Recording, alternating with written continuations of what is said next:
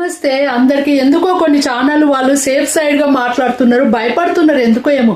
నిజాన్ని నిర్భయంగా మాట్లాడాలి. పాయింట్కి వద్దాము. అంబేద్కర్ గారిని ఎందుకు బ్లేమ్ చేస్తున్నారు? మాకు హక్కులు కల్పించిండు రాజ్యాంగంలో, మాకు స్వేచ్ఛ, స్త్రీలు మగోళ్ళతోటి సమానంగా. అంటే ఆయన దేనికోసం రాసిండు అవి? ఆడవాళ్ళు అప్పట్లో 8 గజాల చీర కట్టుకొని 6 గజాల చీర కట్టుకొని ఇంట్లోనే ఒక బందికాన లెక్క కడప దాటకుండా ఉంటుండే. అందుకని చెప్పేసి అంబేద్కర్ గారు లేదు, మీరు కూడా మగవాళ్ళతోటి సమానంగా అన్ని రంగాలలో, వ్యాపార సంస్థలే గాని ఇతరత్ర విషయాలలో మీరు మగవాళ్లకు ధీటుగా మీరు కూడా ముందుకు సాగాలి బయటకు వచ్చి అని చెప్పేసి ఆయన మనకు హక్కులు, స్వేచ్ఛనిచ్చాడు. అంతేగాని మీరు బట్టలు ఇప్పుకొని తిరగండి, మీరు ఇట్లా బిగ్నీలు వేసుకొని తిరగండి, ఇట్లా అసహ్యంగా మీరు ఇట్లా ఇవన్నీ ఇట్లా చెయ్యండి ఈ కార్యక్రమాలు అని చెప్పేసి ఆయన అట్లా రాయలేదే. ఎందుకు ఆయనను బదనాం చేస్తారు?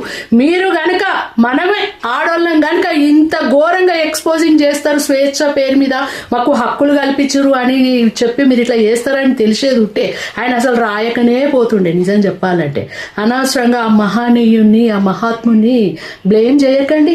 ఆయన మంచి గోరి చేసిండు, మీరు దీన్ని భ్రష్టు పట్టించారు నిజం చెప్పాలంటే. అంతే కదా నాన్న?